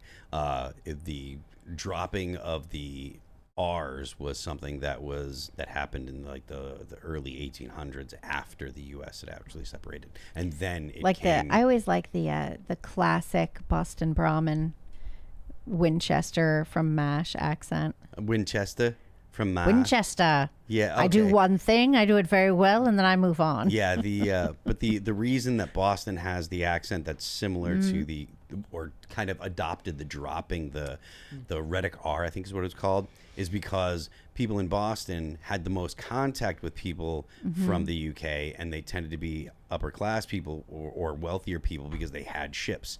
So Right. the people that were coming to Boston from the UK, they would put on the kind of the aristocratic accent, which is to drop the R's, get rid of the rhetoric R, and the people in Boston started imitating that, but it didn't proliferate through the colonies. Yeah. Mary was telling me this story yesterday about like looking into like all the, because we were talking about everybody on X is once again arguing about sorority girls dancing, and every year it's the same thing. For conservatives are like liberal, like the left has no answer for this, which makes no sense whatsoever. The left doesn't care about. What do you mean the left has no It's- answer for it's- sorority girls dancing? It's an engagement farming technique on X, right? They post that. It doesn't make any sense I whatsoever. liked Why would the they whole care? Pablo Plechkabar story. Oh, the guys who the had run Penn the State Coke ring. Yeah, there were some amazing like Instagram skits that are being made about that right now. Yeah. But the point was, she was talking about how like most of the girls who go to like Alabama, they're not from there, but they like use the accent, and then they like end up running into teachers or something 10 years later, and they never had it. It was never real. They were faking it the whole time because they like adopted it because that's where they were going to school. And that's what they want to be. Like, you can be a thing you're not. Yeah. You know? Do you think, like when you travel, does like your accent change? Do you pick up like wherever you are? Like if you were in the UK, would you start suddenly having a little bit of a UK Yeah, accent? I do have that happen a little bit. My dad has that happen really strong. Where Yeah. he like he he just himself, picks it up, and then he doesn't realize it. doesn't even understand. He doesn't even know that he's doing it. Yeah. crap for that, I bet. Yeah. All right, guys, let's go to Super Chats, ladies and gentlemen. We have a Rumble rant over here from, I have no idea what your username here is, sir. It's Juka Jr. Phil, I was telling my agent about IRL and the crew. It found Tank on Moltbook, but said it hasn't posted yet. Come Yeah. on, man. You have to let the peacock fly. No, there was an issue when we tried to set up Tank's Moltbook account, and I don't remember exactly what it was, but I lost interest because what does Tank need to Wait, really? what is Moltbook? Moltbook is basically Reddit for AI. Oh, And yeah. it's actual Reddit. Oh, I mean, yes, we covered that on yes, here. Never AI mind. agents Yeah. will actually go there and they will interact with each other And talk about and- humans like Yep. we talk about AI. Mm-hmm. Yeah. Okay. All right. Broody Gambit on Rumble says the Teenage Mutant Ninja Turtles were exposed to the ooze, not sludge. Well, I don't think Phil was trying to be like 100% name correct when he said that. It was the same stuff that got into Matt Murdock's eyes that gave him the power to become Daredevil. Well, isn't that because was it the hand that came first, or was it the Foot Clan that came first? I don't remember. One of them came first, but one of them was I think the Foot Clan, which was started by Eastman and Laird with Teenage Mutant Ninja Turtles, were a play on the hand from the Yes, Marvel that's what comics. I think it was. Broody Gambit also says, Phil, what is your favorite loadout in Halo? I like the BR with the grenade launcher. I like the jetpack for my armor, and the plasma grenade that can double as a flare in an emergency. Oh, I like the BR and then backup of a shotgun. I don't know what you're talking about. Jetpack. You're probably talking about that newfangled Halo or whatever. Halo peaked at Halo 3. So. All right.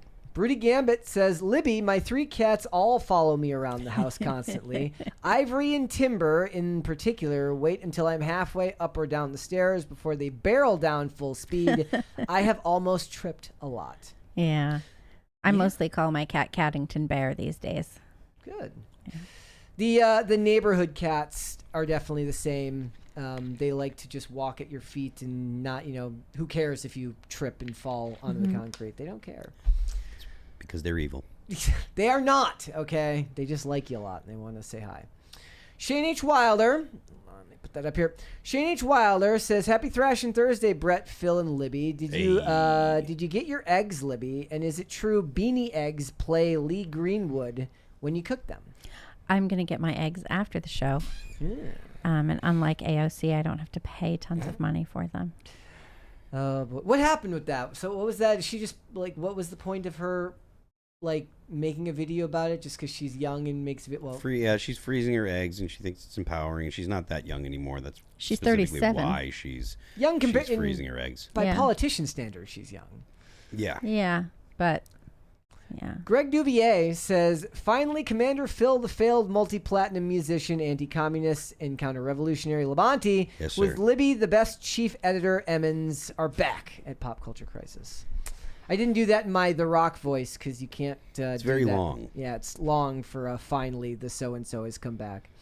Shane H. Wilder says, "They're taking the piss, right?" I don't know where, like, I want to know whose job it was to, like, make the fake pee for that. You think it was fake? Yes, I don't think that I don't think Hazmat would have allowed them to put real pee there. Feels like a health hazard. Sergio just sent $2 without a message. Thank you. S. Bud says, "What does R. Kelly think about this ad?" You'd have to ask him.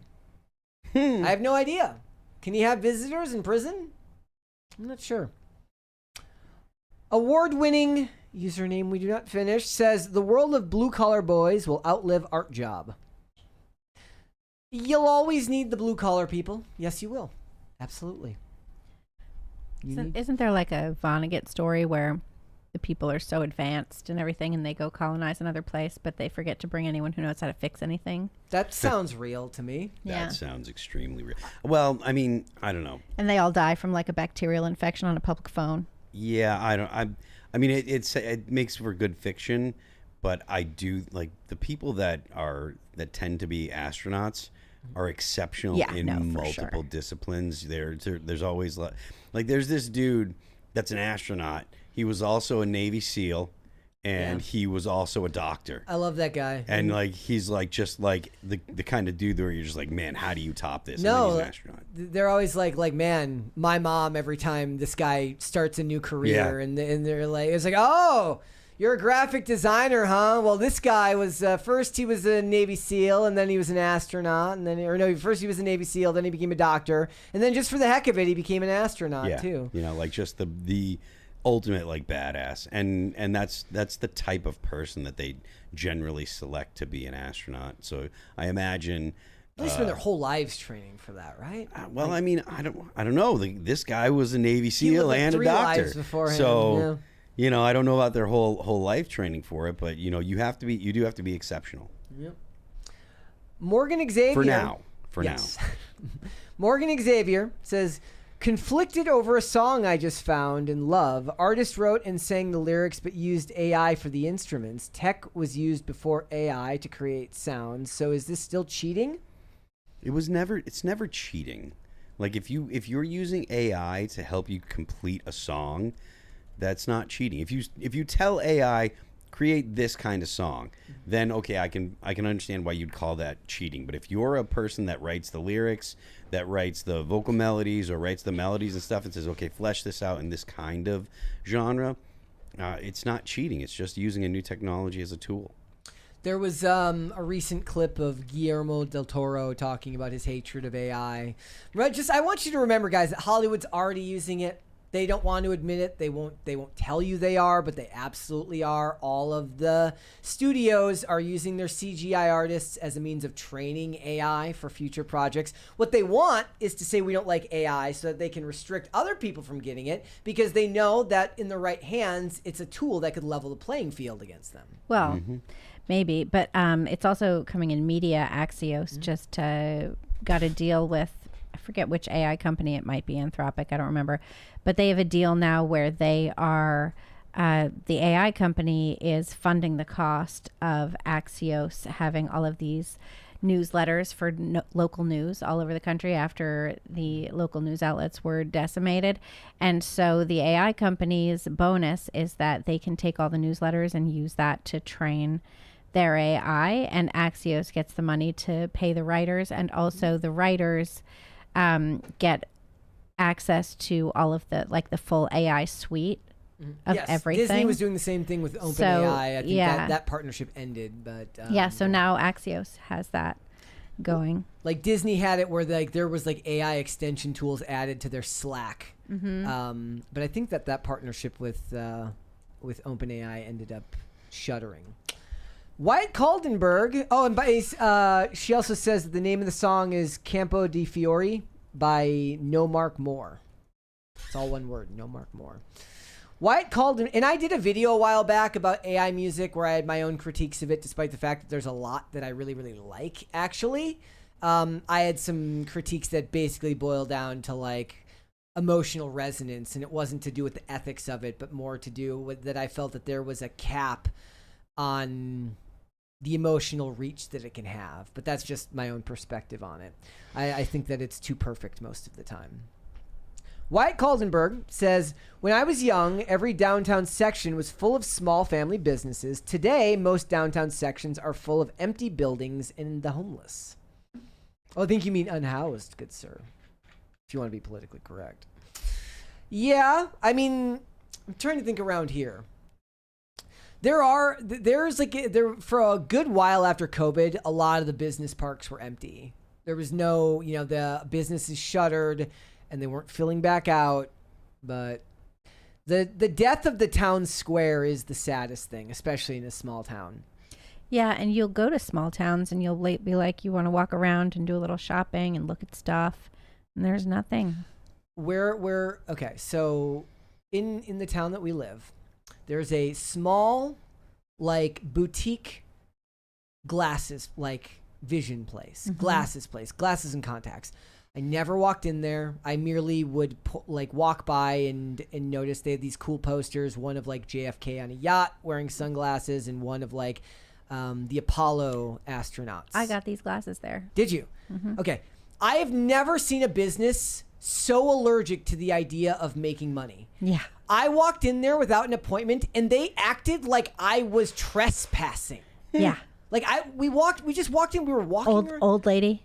Yeah. Yeah. It wasn't even her though. It was a younger person. She was there in the back. The old lady's always there at night.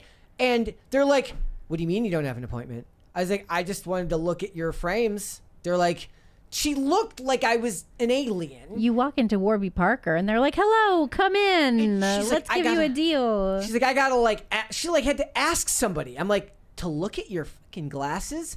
They were like, money? No, thank you. But as I always point out, a good portion of the businesses in those town squares are usually the vanity project of somebody with a husband that makes a lot of money that's looking to write it off on their taxes. The small cafe, the art supply store. Mm-hmm. The art supply store is the best. And the art supply store is some investment banker's write-off because it keeps his wife busy during the day and it gives her something to do. There's a great art supply store that I always go to when I'm in Philly, and I always just pick up a couple things of paint because I can. There's quite a few businesses like that in Frederick. Mm-hmm. Pop Culture Junkies. There's a good chocolate place there too. What's it called? I forget. But when I walk by it, I go in and I buy chocolate. Have to. It's been a while. Ugh. Pop Culture Junkie says, Phil, I've always suspected that the a-holes per capita in the general human population have pretty much been steady since medieval times. Do you agree with that? I think that's probably true. Although there might be fewer now because for 1,000 or so years in Europe, basically they just killed all the criminals. That's a true thing. You would get put to death for a lot more. There were more infractions where you would get put to death, and if you were a problematic person consistently, they just kill you. And that's part of why Europeans, generally most of Europe has a generally peaceful society. It was literally a eugenics program that they didn't realize it. They just kind of culled that part of the society over a long period of time, and you're left with less impulsive and aggressive in a bad way kind of people. Couple more here. One here's a Rumble rant from General Task. Says, love the show as always. Thank you. And Broody Gambit says, Phil, armor tools came in Reach, I think. They had things like armor lock, stealth, bubble shield. My job in my squad was mobility, so the jetpack gave me tons of ingress and egress options. Very cool. I always thought that, like, when you got, like, if you use the jetpack, at least in PvP, you were just doomed because you're just like this. You're moving slowly. You're up in the air. It's super easy to headshot you. So I never got into that whole thing. And then armor lock. I mean, it was just like, all right. So the guy waits there a few seconds and then gets the kill. So, but again, this is in PvP, not really in the campaign. But Reach was great. Right. Shane H. Wilder says, this reminds me of Rollerball. They digitized, then destroyed all the books, edited them for the corporation, and of course it moved there, and lost them in the 1500s. Yeah. Wodenshot says, I'm writing a book called Eat Me, Computer. You should publish it on Amazon. You can self-publish these days. Yeah, you can. Manic Mustache says, or as I call him, the Manic Mustache, says, late as usual, but apropos to good singers, use the number 2 there, to singers with bad faces, successful in art and storytelling, and narrow story of a timeless snapshot of a moment that appeals to a broad audience that can never be recreated. You need to buy a comma, my friend. Buy a comma next time. We were talking about this lady yesterday named Audrey Hobart, who is not the most fortunate-looking woman, and people are criticizing her because she's a Nepo baby because her dad was, like, the writer on Scrubs in the middle, and she writes songs for Gracie Abrams, and we were having a discussion about, you know, what the beauty standards are like for pop singers. Even during body positivity, Hollywood was more forgiving of body types than face types, in my personal opinion. Mm-hmm. Yeah, I think that's true. Well, because I used to work with this director, Michael, may he rest in peace, Michael Land, and he said, as he was eating a bucket of fried shrimp, he said, Libby, ain't nobody want to see ugly people on stage. That was very honest of him. Very honest. It's true. That was stunning and brave. Mm-hmm. It's true. It's Look, true. That's why we said here, bring back aspirational, right? I don't want to look at people in advertisements that are unattractive, that are out of shape. Like, why? I don't want to. I always hate that when you look at clothes. Like, they've started, for a while, they were modeling clothes on women that were definitely overweight Target compared to this. the models and stuff. And you'd look at it and you'd be like, I don't want to look like that. No. And even if I am going to look like that, I don't want to imagine that I'm going to look like that. Yep. So I'm going to leave the clothes on the rack. Yep. All right. Shane H. Wilder says, I will be seeing this in theaters. It looks fun, and it's not just because I love Jim's work. It's an action movie with a dude doing what needs to be done. I agree. And like I said, there's a market for that now. Obviously, Jack Ryan was successful. The Terminalist has a second season coming out. Reacher is in season 4 and just had episode 4 of the new season drop. It was actually better than I expected it to be. Pop Culture Junkie says, Sony President Rothman happily approved Caviezel's casting. Sweet. That's awesome. Manic Mustache says, my mother picks up accents all the time. So embarrassing, but that's how I knew she was on the phone with customer service. All right, Not That John Stewart says, Brett, you silly goose, you can't bill someone's insurance for outrageous rates on a walk-in. Phil, hi Libby. Hi. Hello. Did I say that? I'm so confused. What did I say? I don't know what he thinks you said. I was likely right. You were likely wrong. There you go. There we go. Yeah. That's solid. Greg Duvier says the Jim Caviezel movie trailer has the same problem of 99% of modern movies. Too long and show too much of the movie. Showing too much of the movie in the trailer is a red flag. A good trailer will hide a lot of the best stuff. When they have less faith in it, they will show more of it. What do you think about the Doomsday trailers? I think it's the ugliest looking movie I've seen in a very long time. It's so ugly looking. The CGI is disgusting. What about the length and stuff? Because that in that context, the second one was better than the first one. Yeah. But in general, it's muddy. It's gross. It looks like PlayStation 3 graphics. It's dark. It's purposely shot dark to hide bad CGI. That scene where they're all being talked to, where it's like Shuri and Shang-Chi, I guarantee you not a single one of those persons was in the same room at the same time. There was no awareness that they were standing next to someone. Yeah. And there was just an article that came out the other day with Sebastian Stan saying like he didn't have a script. He was just filming random scenes at random times. I guarantee you all that shit was shot in different times and they just stitched them all together. Will it be fun? Probably. But without, like, I don't know who the main character is. Is it Doom?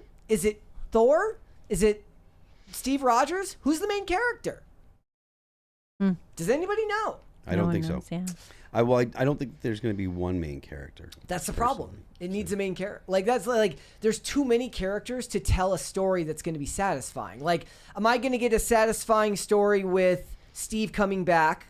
Am I going to get a satisfying story with Thor bringing everybody together? Am I going to get a satisfying story that explains Doom? Because with the movie being based around him, they're going to try and at the very least give you a story around him where his motives make sense because they haven't had time to build him up. Is the movie going to make a crap ton of money? Yes, absolutely. But I think it's going to be less edifying than Spider-Man was. I don't think the reviews are going to be as good as Spider-Man. But really, it was just the CGI. It looked gross to me. Shane H. Wilder says they should have lost all. They should have lost all the works from the 1500s. They should have said they lost all the works from the 1500s. Oh, thank you. Nobody jumped. Thank you, guys. Nobody's dancing. I want to, neither of you guys jumped. That was impressive. Yeah. I flinched. You didn't see? I didn't see the flinch. Okay. That was good. The lights started before the noise. A little and bit. That's what kind of gave me the heads up. So if you listen carefully, there's a click from the sound from the board right there. Oh, is there? Okay. That I use as like the gauge that I know when it's coming. Very cool. Says they should have said they lost all the works from the 1500s. Humans also fought to the death in the rollerball games. Damn good movie. High Voltage 75 games. I like that. High Voltage 75 says to Phil and Libby, do you miss Mary? Yes. I like Mary. It would be nice to have her back in the studio. I saw her the last time I was in Nashville. I saw her. Jake, is it go out to dinner? Something? What did we do? Like, what were you doing? Just hanging out? Oh, she invited me to her church. Oh, that's great. We went to church and then we went for breakfast and stuff. It was nice. That's great. That's awesome. Which church? I'm not gonna dox Mary's church. Well, locally? What? No, in Nashville. Oh, okay. I'm sorry. I don't know which. I don't know which church she goes to out there. But Broody Gambit over on Rumble says, I used the Flaming Skull helmet on PvP with the jetpack and my team never knew I survived. Best moment was a mid-air assassination that saved me because the jetpack recharged during the animation. Very nice. There you go. All right. Guys, before we go, as always, would you hit the like button on this episode, please, and subscribe to the channel. If you are new here and you have not subscribed here yet already, we appreciate it very much. Phil, where can they find you? I am Phil That Remains on Twix. You can check out my Patreon. That's patreon.com/Phil That Remains. You can check out the band at Apple Music, Amazon Music, Pandora, YouTube, Spotify, and Deezer. Don't forget the left lane is for crime. Perfect. Libby. You can find me on Twitter at Libby Emmons. You can check out what we're doing at The Post Millennial. You can check out my podcast, The Pod Millennial, which is on Apple and all the rest of it, which drops every Tuesday. And see also what we're doing at humanevents.com. What's the most recent episode for the podcast? Oh, it was actually with Lorcan Price, who's an attorney for Alliance Defending Freedom. And we were talking about how EU censorship laws are actually censoring Americans. Okay. All right. Go check that out, guys. If you want to follow me, I'm on Instagram and X at Brett Dasovic on both of those platforms. PCC is live 5 days a week, Monday through Friday, 3 p.m. Eastern, which is noon Pacific. We are on Amazon Music, Apple Podcasts, Pandora, and Spotify. If you'd like to listen rather than just watch the show, you can also rate and review on Apple Podcasts and on Spotify. I also want to ask you guys, please, on Saturday night, I will be having a brand new extra episode of the show premiering. I spoke with Siaka. He was a producer on the Daily Wire Wire's new movie, Run, Hide, Fight, Infidels. We talked about conservatives versus art. We talked about the movie, what a crazy process it was to get it premiered. I gave some of my notes on some things I would have liked to have seen or would like to see in Daily Wire movies, and we had a really, really productive conversation. So that will be premiering on Saturday night at 7 p.m., so you should check that out. If you want to follow the show on social media, Twix at @popculture_show, Facebook at Pop Culture Crisis, Instagram at Pop Culture Crisis Pod. Guys, we will be back with another episode tomorrow. We will see you then. Bye, everybody.